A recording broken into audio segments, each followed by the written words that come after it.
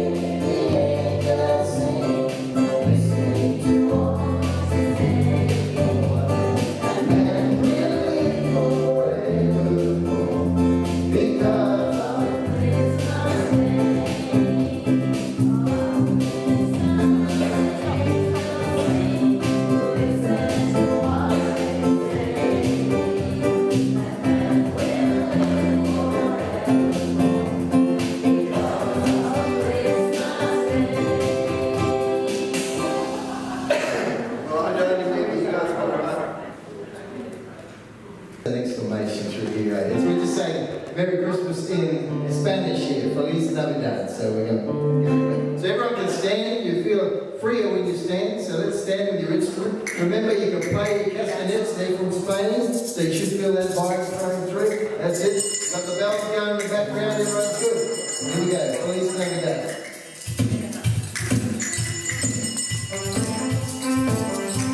Feliz Navidad. Feliz Navidad. Viva! Feliz Navidad. Prospero año de felicidad. I wanna wish you a Merry Christmas. I wanna wish you a Merry Christmas. I wanna wish you a Merry Christmas from the bottom of my heart. Where's that yellow? Feliz Navidad. Feliz Navidad. Feliz Navidad. Prospero año de felicidad. Wish you a Merry Christmas. I wanna wish you a Merry Christmas. I wanna wish you a Merry Christmas from the bottom of my heart. Now let's practice those chords. From the back. Arriba, arriba! Come on from the back there. A one, a two, a one, two. There we go. Now we've got some movement happening. Right, and Deb's champing a bit at the front here. So you can say, Andale, andale! As you can andale on the bed, that'll do. Here we go. There, one, a two, a one, two, three.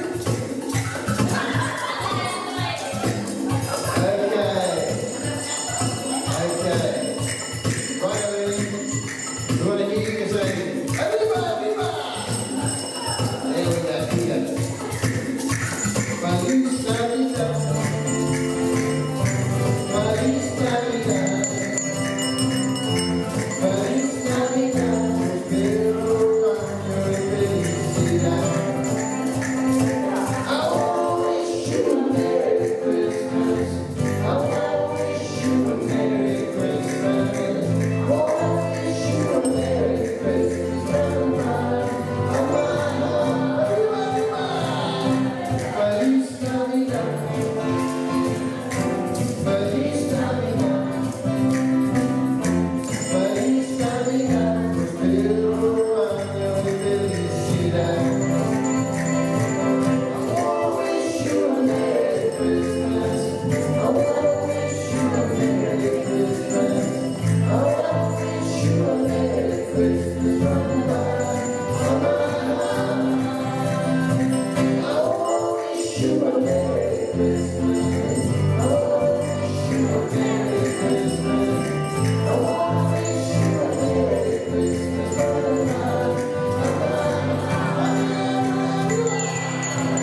bottom of my heart. Of sexual relations, all the restrictions were removed. And so the festival went not just for one day, but it went for 12 days. And so you find in Britain where they keep their decorations up till the 6th of January. And on the 6th of January, you've got to pull those decorations down. Where does that come from? It comes from the date of the winter solstice and 12 days. And the song that we all know, on the 12th day of Christmas, my... And we go through all the gifts. Well, where does that even come from? It comes from the 12 days of Christmas. So the 12 days of Christmas, it was a carnival festival where everything got relaxed. In fact, what they did was you had things like what we've still got today at the office parties. You got mistletoe hanging up, so you got kissing under the mistletoe. This is a hail all the way back to the suspension of these normal social rules for the 12 days. And so there was infidelity that, of course, occurred under that thing. Putting a tree in your home and some holly was a fertility type statement. If that's the case, I'm chopping my tree down at home. I don't need to be fertile anymore. I'm quite happy. There's dangers, they say, about holding your mobile phones into reproduction organs. Mate, you can put all your phones there for me. I don't care. I don't want any more kids, thanks. We're done. But we've got all this, putting the tree in your home, that was where it came from, the holly under there. All of that goes back to pre-Christian festivals, okay?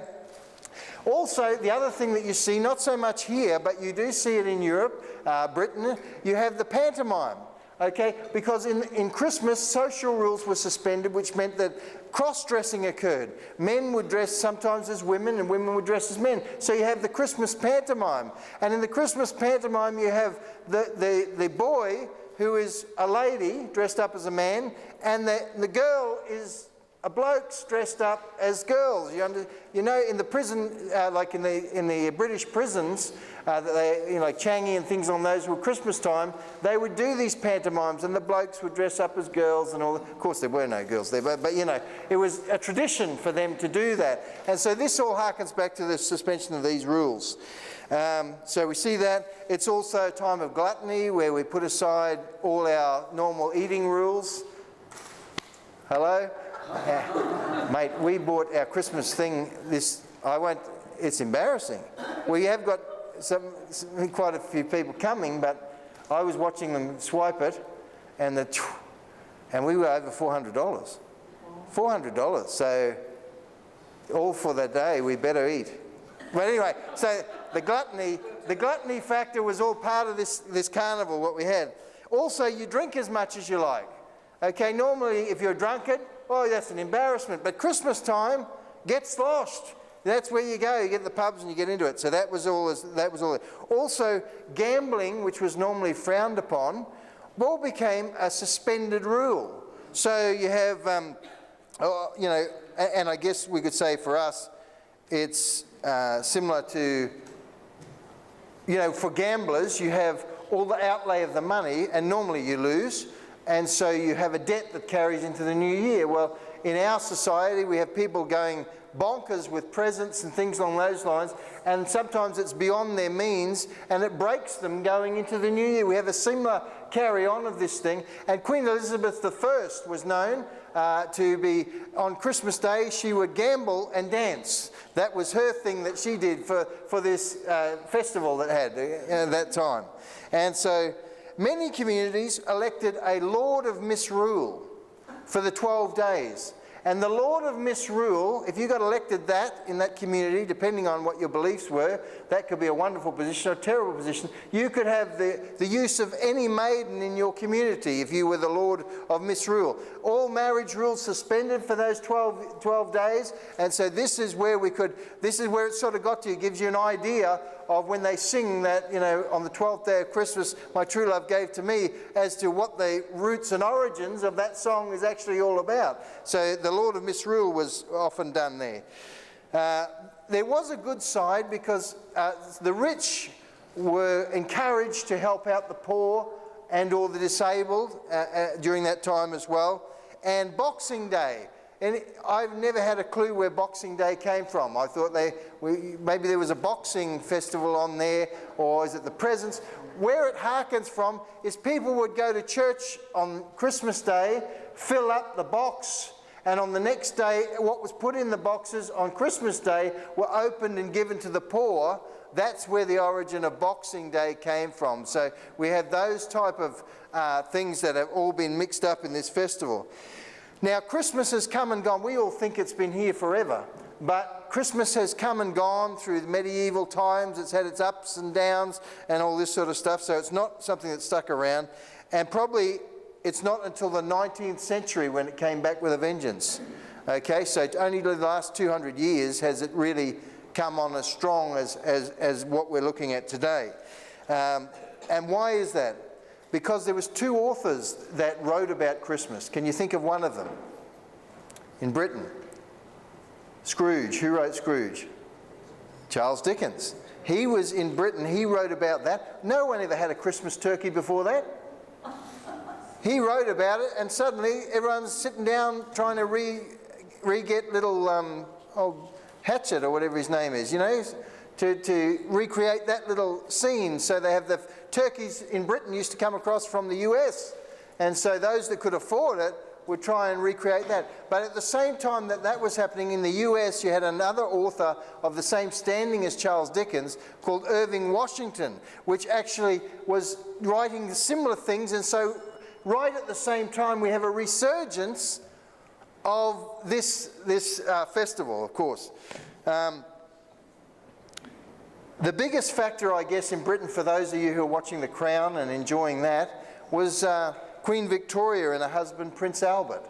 Okay, so in the 19th century, before that, Christmas was waning terribly. It was a community event. But what happened with Queen Victoria and Prince Albert is Prince Albert, because of his German heritage, and in Germany, lots of fir trees and things along those lines. So what he did is he brought a tree into his home, reigniting the original pagan beliefs, I guess, of the original festival. And so he started that trend. So once the royalty did it, the common folk grabbed a tree and we all started having a tree in there. Also from that, because of Victoria and Albert, their sense of family came about. That's where we get a sense of family at Christmas time, is because before that it was a community festival. When we're talking about the Lord of Misrule and all this sort of stuff, it was like a carnival for the whole community, you know what I'm saying? The whole village is what partook of this. They were the ones that made it more family-centric. I hope you're getting a feel for the fact that it's not Christian at all. It's just a festival, a pagan festival it was on. Okay, then we have Father Christmas in Britain, I think it was called. Is that right? Father Christmas? Okay, but in the US it's what? Santa Claus is what it was. So where does all that come from? Well, you got St. Nicholas. Now, a lot of legends about St. Nicholas, but let me tell you the facts of what St. Nicholas... St. Nicholas was a guy in Turkey. And what happened is there's a man who had 3 daughters, and they couldn't get him married. Not because they're ugly, because he didn't have any money to pay the dowry. And so St. Nicholas smuggled some gold in, put it in a little cloth, didn't slide down the chimney, but threw it through the window of this man's home. And so these 3 girls could then get married because the father had a dowry to pay. And so somehow, I don't know why, the weirdest things catch the weirdest people, but that caught on in Holland. That legend caught on in Holland. And so in Holland, he almost became a patron saint of Holland. And so they used to call him, when it was St. Nicholas, they used to call it for short Santa Claus. And then when you look in New York, on the other side, when New York was founded, what was it? It wasn't an American state. What was New York's historical name? New Amsterdam. There was a Dutch colony that was established there. And so when we have Santa Claus, by the time it got over there, it was Santa Claus. And so this is the legend that we have. And then we've got him in hunting boots. We've got him in a red suit. We've got no longer smuggling coins and throwing it through a window. He's got a big sack and sliding down some chimneys. That's how the legend has come about for Christmas, for Santa Claus. And so we've got all that going through there. Of course, what have we added in the 20th century? Well, one thing we have added in buckets is commercialism. For me, I'm seriously considering having a Christmas with no presents, just to test everyone's heart out. Because we've gone way over the other end, where we're spending thousands of dollars, and somehow the measure of your love for your children, or their love for you, is how much is in that box under a tree, which has got absolutely nothing to do with the love of one for another. But somehow in this world we've made it that way. And then of course we've added Rudolph the red-nosed reindeer and Santa's elves and things, all this stuff that we've chosen to make this legend go. Now advertising, of course, in the 20th century has changed from the 19th century. We aim at where? Kids is where we aim at. All the advertising is about kids. If you watch from December, maybe even November onwards, all about kids.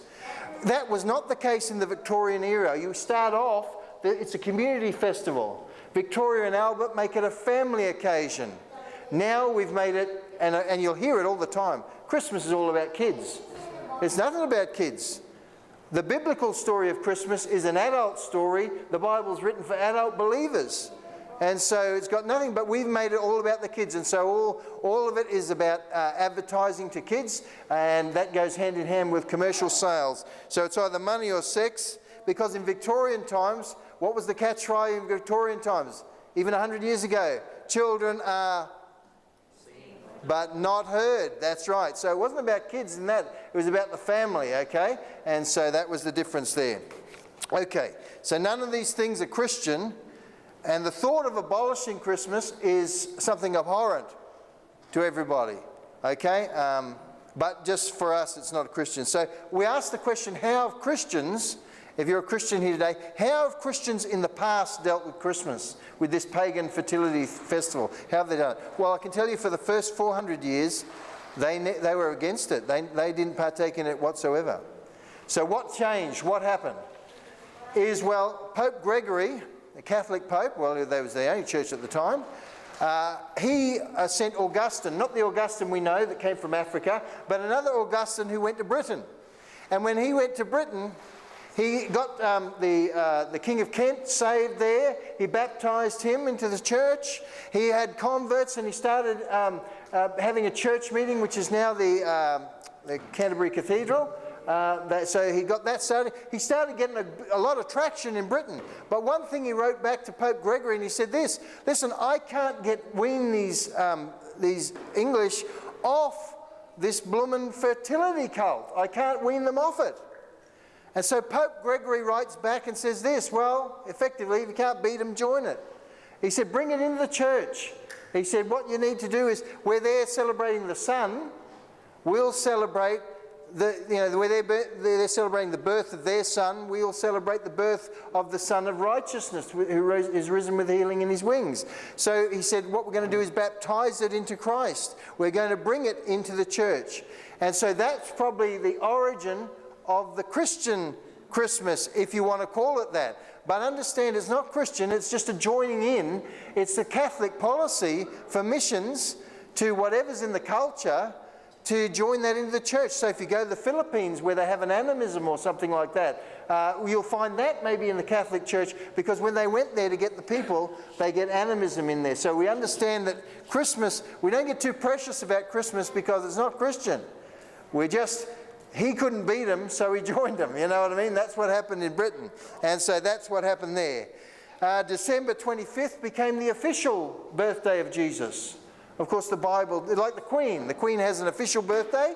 It's not her birthday, but she has her birthday, but she has an official birthday. Well, December 25th became the official birthday of Jesus. It's not his birthday. The Bible's quite clear when he was born, so we'll go through that a little bit later maybe. Okay, so this is the beginning of Christian Christmas. So what was included to make it Christmas, to make it Christian? Well, the Catholics decided we're going to make a Mass on that day. So they had a Christ Mass.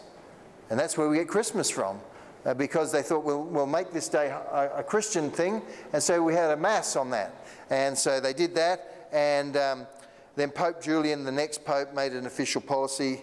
But having said that, while that was going on, up until the 14th century, even though it's from the 4th century on, we have this Christianization or trying to washing of Christmas. To the 14th century, they're still electing, in some communities, this Lord of Misrule for the 12 days. So we're still getting all this debauchery going on for another 1,000 years while this stuff's running parallel. So that's what's going on. That's the history of it. Of course, then we have the Protestant Reformation. Two approaches here. We've got Luther, who comes out of the Catholic Church. So he hates everything Catholic when he bounces out. So he doesn't want to celebrate Christmas, but he has a look at it and says, I can't beat it. You know, there's so much cultural pressure here, so he begins to just join in with it. And of course, he loved playing the guitar, so he used to go around and play carols to the kids and all this sort of stuff. So that's how his approach was to it. And I'd have to say, I do struggle with it. I got a mate of mine who doesn't celebrate Christmas, and I don't bag him for it. That's his thing. I probably take more of a Luther's approach, where you're not going to change the culture, so I use it as an opportunity to try and witness where we've got a Christian lights display, and we hand out tracts every now and again at on Christmas night when they come down and have a look. But that may not be the right approach, I don't know, because Calvin had a totally different approach in Geneva. He said this, he said, well, there's no way that it's a Christian festival, so we're not celebrating it. And that's why my mate, who's a Presbyterian, doesn't celebrate it. And in Scotland, they don't celebrate Christmas. They have Hogmanay. Yeah, they celebrate the New Year. Because why? Because John Knox took Calvinism to Scotland and it knocked it out. So we have England who celebrated Christmas and Scotland who doesn't. They just got all excited about New Year's. You know, so we had that going on. But by the end of the 19th century, it's hard to stop this thing flowing. We've got in churches then, we've got trees, we've got decorations going on, we've got cribs. You know what I mean? We're not supposed to make anything in the image and all this sort of stuff, but we've got cribs and things along those lines that we've got. We changed, and in Catholic circles, they changed out the Christmas service because you couldn't get people there. Because suddenly it's all about the family, no one went to church. So what they did is the Christmas Eve communion. And so you got more bums on seats for Christmas communion, and so they do that, you know what I mean? So you got the coffers coming in for there. So that became an institution. We've got carol services, nativity plays. These things were never any part of the church. But anyway, they are in our time, good or bad, whatever. So we've got a choice as Christians before us. We've got this choice. We take Christmas in and somehow trying to sanitize it with Jesus, or we reject it and go its own way as a pagan festival again. Now I'm on the first one, is where I'm at.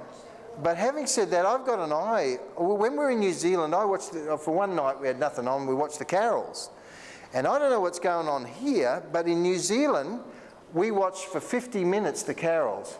And there was one carol about Christ. The rest of it was entertainment, not even Christmas entertainment. This is off Stan Walker's latest album. This is from another singer's album. You know what I mean? It's like going to a concert. So they're totally removing Christ out, and it becomes more like it's pagan origins, where it's a festival, where it's entertainment, where it's a carnival. And so I'm monitoring it myself individually.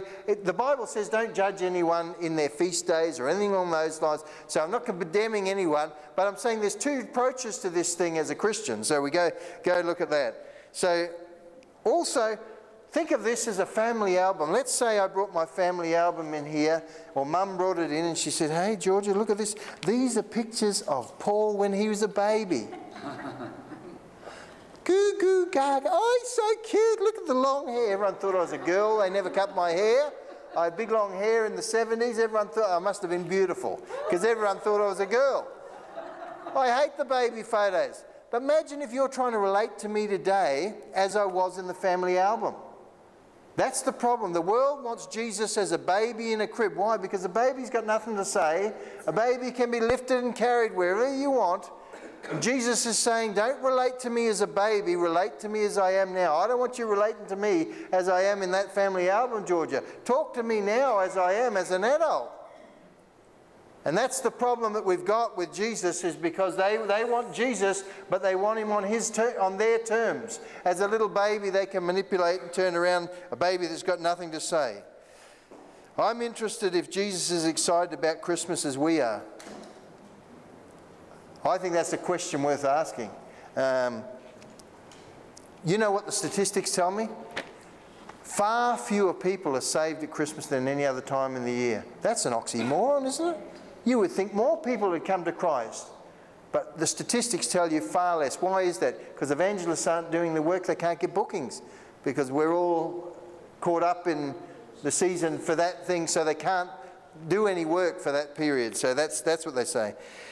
Well, let's have a quick look at and I'm not going to read the passages, but Matthew 2 and Luke 2 contain the story, but the story of the Nativity. And it's a natural and a supernatural story. What's the natural part of the story? The natural part is the birth of Jesus was a normal birth.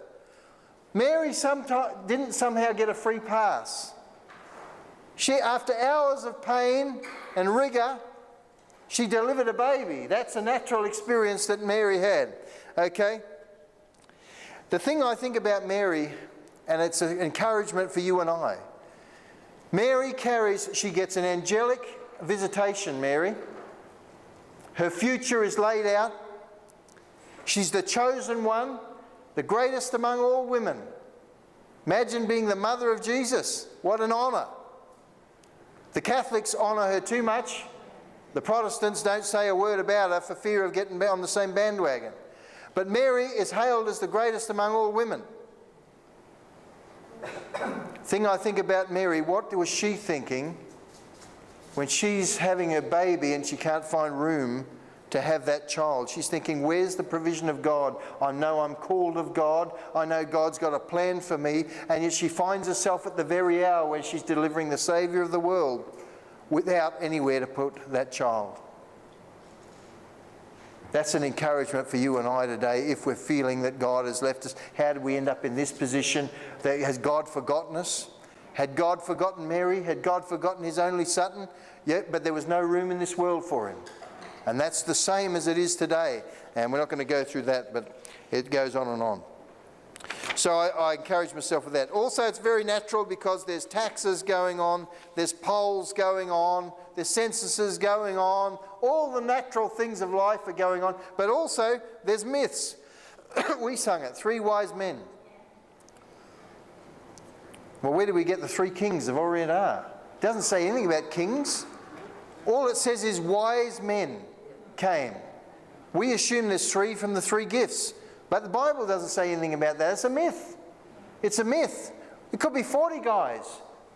Evidently it was enough that Herod got stirred up. When the entourage came into Jerusalem from the east, they thought, wow, this is a threat, a military threat, because it had been unstable. So there was enough of them to stir that up.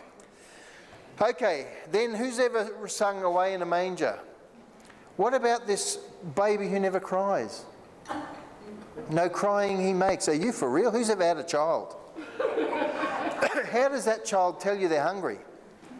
To get real, Jesus cried. Don't worry about that. You know what I mean? He wanted to feed, he cried. That's his only mechanism to communicate. It's very natural. These are all myths we make up. Also, when you see pictures of Jesus and his mother, what do you see on the head? This big glowy thing. No one ever saw any of that. That was never seen by anybody. Excuse me. Okay, another thing that we see is... oh, I don't have it, but anyway, we'll go... Where's the water now? Here. We all think this, and I thought this for many years. Jesus was born in a stable, wasn't he? Or a cave. Well, you go to Israel, they'll show you a cave where he was born. They've built a big church over it. Then they show you a little silver cross on the bottom where Mary spilt some milk. It's sickening. It's sickening. Let me tell you about the inns in the Middle East. They're built like this because it was treacherous. So the inns are built like a wall with a gate in it. Okay, so it goes in like a square. And then on the outsides of that is where the rooms were. And all the windows viewed inwards, because what you would do is you'd get your thing that you travelled with, so whether it's a camel or a goat or a donkey or whatever it is you brought with you, and you come into the inn, and in the centre of the inn they've got a sunken bit where they put the water for the animals.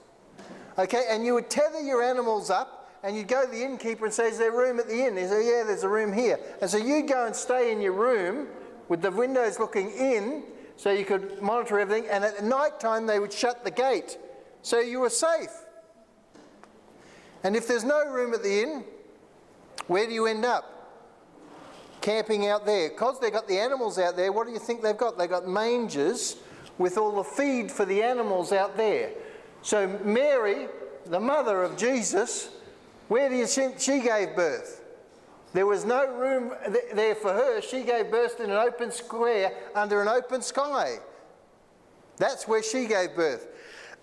And that'll be significant later on. It's significant for end times, it's significant for now. Why is that? Well, we've got all sorts of things. What about this? You've never seen this on a Christmas card. What about when Jesus was born? Herod got the fright of his life, didn't he? What did he do? He wanted to kill every baby born in Bethlehem. Where's that on a Christmas card? The soldiers of Herod slaughtering these children. Many of the cousins of Jesus would have been killed. And I think that's why the prophecy to Mary was that this child will the sorrows will pierce your heart. Because right from the beginning, she would have known friends of hers, sisters of Joseph and all this sort of stuff, who lost their kids because this child was born. They know this right from the beginning. When we've got, look at the supernatural side of things. Well, Joseph, what a wonderful man. He's named after the Old Testament Joseph, who was a dreamer. Remember? Saw them all bound down to each other. He was a dreamer. Joseph was a dreamer. Remember, his wife comes to him and says, "Oh, I'm with child. What are you going to say in that community? How wonderful. I'm sure it's God's." He's arranging for a divorce. They're betrothed to one another. He says, "She's played up on me, mate. I'm out of here." But what stops him? He gets a dream from an angel. But what it takes is faith to believe that that's God speaking to you in that dream. And then he gets a second dream another time that tells him, "Hey, get out of here because Herod's coming." And they get off to Egypt. So he's a great man, Joseph. Then we've got angels that appear to the shepherds, of course. It's not a miracle birth, but it's a miracle conception. Okay? It's a natural birth, but it's a miracle conception. You say, have there any been virgin births before? Well, I don't know. I spoke to a pastor who spoke to a gynecologist, okay? And he says there's 6 other occurrences in history of a woman that have had, virgin births. It's by some physical anomaly that the cell actually divides itself. And so what makes Jesus' virgin birth special, if those are the case? And I don't know, but the gynecologist said there was sufficient stuff and recorded in history that he thought that was the case. What makes it different? Well, if a woman has that happen in her womb, then the child can only be a girl, because all the genetic material that's there is for a girl. What makes Jesus different? He's a boy. So God is his father. Where did that information come from, if this is indeed a virgin birth? When was Jesus born? Here's a query for you. Well, we believe September, October is when he was born. It's the 7th month on the Jewish calendar. And so during this time, the Feast of Tabernacles were held. You know what they did at the Feast of Tabernacles? They go out, if you've got a house, you go out into your yard and you make a dwelling, but the dwellings can't be roof fully, you're under the stars. What's that reenacting? The birth of Jesus Christ, where he was born out under the stars, not in a cave, not in a stable, but out with the animals under the stars. So we have that, and this is clearly a hallmark of Jesus, because the Bible indicates that he's born at this time. How do we know that? Simple sum. Maths is 9 plus 6 equals 15. 9 plus 6 equals 15. That's how we know when Jesus was born. Well, how did he get that, Paul? Well, remember when the angel comes to Mary and says, "You're with child," by the Holy Ghost. And he says, "There's a proof of that. You want to go and see your cousin Elizabeth, and she, though she's past the age of childbearing, is now, she's with child." So Mary, after receiving that, runs off and sees her cousin. When she goes to Elizabeth, what happens? John the Baptist leaps within her. She gets filled with the Holy Spirit at that time. And the Bible clearly says in Luke chapter 2, how far along was that? It's 6 months.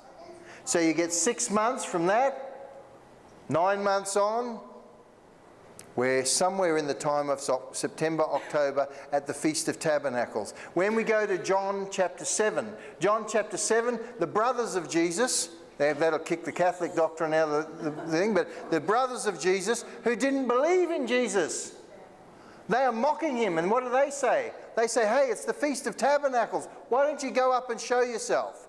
Because they know if you're the Messiah, you should show yourself at the Feast of Tabernacles. These are the hallmarks of Jesus as to when he was born. And so we have every Jew believes that the Messiah is going to come at the Feast of Tabernacles. Even to this day they believe that. And so he did come. And what does John say? He says, "The Word was made flesh and tabernacled amongst us." Tabernacled amongst us. Okay. Think of this. What makes Jesus unique? He's the only man that ever chose to be born. All of us are here, some by a one-night stand, some by a faithful liaison, whatever it is. But all of us, none of us had a choice. We arrived. Jesus is the only one that chose his father and his mother and to take the form of a baby. He's the only man. I've never seen that on a Christmas card. The only man that chose to come. That chose to come. Jesus also was born in our likeness. It says the Word became flesh and dwelt among us. What does that mean? Well, it was physical flesh. You could touch it. You could touch this God that came amongst us, and he could touch us. That's what happened with that. Also, it was male flesh. God came, sorry ladies, God came to reveal himself. He said, this is Jesus, and when you look at Jesus, you see me, you see what? The Father. So when he came to reveal himself, and he revealed himself as male flesh. He's a father. He's the king of Israel. He's not the queen of Israel. He's the husband of Israel. He's not the wife of Israel. He's coming back for a bride, and he's not a lesbian. Right? So it's different. So it's male flesh. Also, it's Jewish flesh. It's Jewish flesh. He'll always be a Jew. He's going to have one of those hook noses. That's just how it is. He's a Jew. You know what I mean? He'll take that. And he's not Scandinavian when you look at all the pictures. The blonde hair and the blue eyes and the paley-wally skin, that's probably how we'd like him to be. But he's going to be more like Matthew, that type of thing. Okay? That type of colouring. Also, it was sexual flesh. We don't like to talk in these terms, but it was sexual flesh. Okay, we tend to think this, and the Catholic doctrine will say, okay, well, Jesus was born of immaculate conception here, so she didn't have any sex, hormones going through there, therefore she could give birth to a son who didn't have any sexual urges. Well, I think that's just dribble. If Jesus never fought those temptations, then he's no good to you and I, especially in the teenage years. The thing is that he fought those urges and he overcame those urges. But he was caught in sexual flesh. That's just the facts of being in the flesh. That's just how it is. And so it gets a bit, people don't want to talk about that, but he was tempted in all points as we are, okay, as we are. And also, we don't talk about this and we will repel from it, but it was sinful flesh. You say, well, Jesus never sinned. No, he never sinned. But it was sinful flesh. It says in Romans 8:3, for what the law could not do, in that it was weak through the flesh, God sending his own Son in the likeness of sinful flesh. And they say, well, that's likeness. But that word likeness means exact reproduction. Because you look in Philippians 2:7, it says, but he made himself of no reputation and took upon him the form of a servant and was made in the likeness of men. He didn't come to look like a man. He came as a man, and therefore he was in the likeness of sinful flesh. Every battle you've fought, he's fought and overcome it. Every temptation that comes your way, he's fought that. Every tiredness, every laziness, every covetousness, he fought that. Every sexual desire, he fought that. There's not something out there that's new to Jesus. He's fought every one of those things. And if Jesus existed before he was born, as John 1:1 says, the Word became flesh, dwelt among us. In the beginning was God. It was the Word. The Word was with God, and the Word was God. So if Jesus had existed before he was born, what was his name? What was his name? And John reveals it. We'll end with that. John reveals it as this. In the beginning was the Word. What's that word? Logos is what it is in the Greek, logos. And when John wrote that book in Ephesus, there was a man there, and I'll mispronounce his name, I'm sure, called Hierapolis or whatever. He's the father of modern science. He used to talk to his guys and he'd say this, all his little disciples, he'd say, listen, don't believe anything. You go and look at it, you observe it, you check it out, you find out what's going on there and why this stuff is happening. And when John wrote his gospel, he chose to describe Jesus pre-incarnate as Logos. And we have it in our science books. Every science has that name in there. You say, where is it? You have physiology, psychology, biology, meteorology. What is it? You're studying why the clouds come, why does the rain fall, how does it fall, how does it all work, and all this sort of stuff. And when John begins to reveal who Jesus is, he uses that word. It's the why and the how. Jesus is the why and the how. Without Jesus, you're a compass that's lost, because he is the how and the why. And John reveals him as that. And whether you celebrate Christmas or don't celebrate Christmas doesn't matter, but it does matter whether or not you find out the how and the why in life. That does matter, because Jesus came to reveal that to us. And if you're here this morning saying, why is this happening? How is that happening? Understand that if you're a Christian, that Jesus has got it in tow. He's the reason why, he's the reason how. That's what his name means. He's the how and he's the why. And science doesn't know it, but every field is studying under the Logos. Because everything they study has already been made by the man who put it as the how and why. Why is science ordered so much that they can even study it? If it's chaotic and just all clamoured together as a mishmash, there shouldn't be any order in there so that you can study it at all. And yet Jesus comes and allows us to make sense of the world. And in our generation, it says knowledge abounds, but wisdom is like fine gold. We're getting smarter and smarter, but in professing to become wise, we become fools concerning Jesus Christ. And this Christmas, we must examine those claims. When he came the first time, there was no room in this world for him. And when he comes the second time, he'll make room for himself here. He came as a humble servant the first time, but the second time he's not coming that way. The question is, in your heart and mind, is there room this morning for him? Because that's the question Jesus really wants answered at Christmas time. He's not interested in what's under the presents in the tree. He's not interested in what sort of decorations you've got. He's not interested in whether you're having turkey or fish or figgy pudding or whatever it is you're having. He's interested in, do you know me? Not as the baby, but as the living Jesus. That's what he's interested in. And I pray that that's the Christmas that you're going to have, that'll be Christ-centered. Everything else is a celebration that we're joining in culturally. Nothing to do with Jesus. But we're praying that Jesus will be made known to those who don't know him this Christmas.